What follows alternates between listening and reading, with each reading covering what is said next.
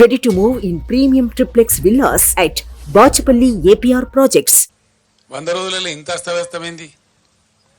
దీని ఉన్న తమాషా ఏంది? కొత్తగా నడిపించేది ఏం లేదు, కొత్తగా మొదలు మోసేది లేదు, కట్టెలు కొట్టేది లేదు, కొత్తగా పెద్ద గడపరలు పెట్టి తవ్వేది లేదు. ఉన్న వ్యవస్థ ఉన్నట్టు జరిగించలేని అసమర్థత ఏంది, అశక్తత ఏంది? కట్టిన ఇల్లు పెట్టిన పోయి కదా, దాన్ని నడిపించే తెలివి కూడా లేకపోతే ఎట్లా?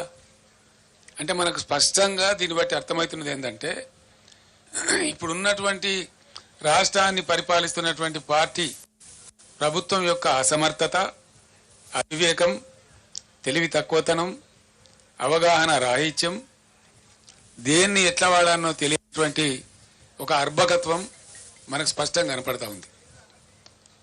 ఉన్న కరెంటును వాడుకోవడానికి తెలివి లేదు, ఉన్న మిషన్ భగీరథ వాడుకునే తెలివి లేదు, అద్భుతంగా వచ్చినటువంటి హైదరాబాద్ నీళ్లు మళ్ళా ఇలా వాటర్ బిల్స్ వస్తూ ఉన్నాయి, ట్యాంకర్లు వ్యాపారం జరుగుతూ ఉంది, కొనలేక జనం చేస్తూ ఉన్నారు, మళ్ళా జనరేటర్లు, ఇన్వర్టర్లు, కన్వర్టర్లు వస్తూ ఉన్నాయి, మళ్ళా స్టెబిలైజర్లు కొనుక్కునే పరిస్థితి వస్తూ ఉంది.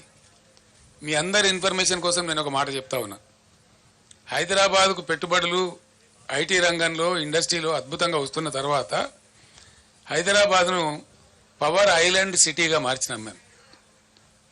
ఎటువంటి పరిస్థితి వచ్చిందంటే, ఐటీ కంపెనీ వాళ్ళు, పెద్ద పెద్ద వాళ్ళు, చాలా పెద్దవాళ్ళు, ఇంటర్నేషనల్ దిగ్గజాలు, న్యూయార్క్లో పోతుంది పవరు, లండన్లో పోతుంది, కానీ హైదరాబాద్లో పోదురా అనే స్థితి తెచ్చినాం. అది మీకు నేను బట్టి స్టోరీ లాగా చెప్తలేను. దాన్ని ఏం చేసినామంటే, బీఆర్ఎస్ ప్రభుత్వం వచ్చిన కొత్తలో ఈ రాష్ట్రంలో నేషనల్ గ్రిడ్కు మన రాష్ట్రం కనెక్టెడ్ లేకుండే, అనుసంధానం లేకుండే. ఒక 5-6 లైన్స్, వార్దా డిచ్పల్లి కావచ్చు, వరంగల్ వరోరా కావచ్చు, అంగుల్ పలాస కావచ్చు, PGCIL power grid corporation of India limited ఎంబడి నేనే చేసి రాత్రింబవలు వాళ్ళతోని కొట్లాట పెట్టుకొని ఈ 3 లైన్లు కల్పించినాం. దాంతో టోటల్ తెలంగాణ రాష్ట్రం, ఏపీ రాష్ట్రం కూడా మనతో పాటుగా నేషనల్ పవర్ గ్రిడ్కి అనుసంధానమైన. దాని ఫలితం ఏంటంటే, మనకు ఏదైనా సందర్భంలో షార్టేజ్ ఏర్పడితే ఇండియా మొత్తంలో ఎక్కడ పవర్నా అక్కడి నుంచి కొనుక్కునేటువంటి అవకాశాన్ని కల్పించగలిగినాం. నంబర్ 1. నంబర్ 2, 7,600 మెగావాట్లుగా ఉన్నటువంటి ఇన్స్టాల్డ్ కెపాసిటీని దాదాపు 18,000 మెగావాట్లకు తీసుకుని పోయినాం.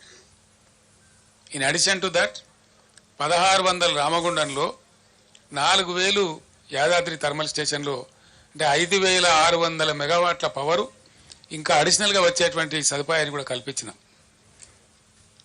మొన్ననే ఎన్టీపీసీ 1,600 మెగావాట్లు ప్రధానమంత్రి స్వయంగా వచ్చి డెడికేట్ చేసినాడు. నేను వాళ్ళు ఎంబడబడి తరిమి దాన్ని చేయించిన ఆ రోజు 10 సార్లు నేను రామగుండం వెళ్ళి, మీకు ఏం కావాలో రాష్ట్ర ప్రభుత్వం నుంచి ఏం సహకారం కావాలని చెప్పి అడిగి పర్సూ చేసి దాన్ని కంప్లీట్ చేయించినాం. కోర్స్ మా ప్రభుత్వం పోయిన తర్వాత మొన్నొచ్చింది అది. మన ప్రైమ్ మినిస్టర్ వచ్చి దాన్ని డెడికేట్ చేసినాడు. ఇప్పుడు ఆ సప్లై కూడా యాడ్ అయింది. అంటే మా ప్రభుత్వం ఉన్నప్పటికంటే ఇంకొక 1,600 మెగావాట్లలో 85%. ఎన్టీపీసీ ఏం చేస్తుందంటే, ఏ రాష్ట్రంలో ఉందో, ఏ రాష్ట్రం కోసం కట్టినరో దానికి 85% ఇస్తుంది, 15% ఏమో వాళ్ళు నేషనల్ కోసం తీసుకుంటారు. అంటే ఆ ప్రకారంగా అద్భుతమైన కరెంటు ఎంత అయితే 1,600లో 85% అంటే ఆ సుమారు 1,500 వస్తుంది. 1,450 నుంచి 1,500 మెగావాట్లు అదనంగా యాడ్ అయింది. చేస్తే ఈ ప్రభుత్వం పట్టించుకొని చేస్తలేదు, కానీ ఈ పాటికి యాదాద్రిలో కూడా 1-2 యూనిట్లు వచ్చే అవకాశం కూడా ఉండే. అంటే ఇక్కడ 1,500, 1,600 వచ్చే అవకాశం ఉండేది మన సొంతం. దీని నుంచి ఒక యూనిట్ కూడా బయటకి ఇచ్చే అవసరం లేదు.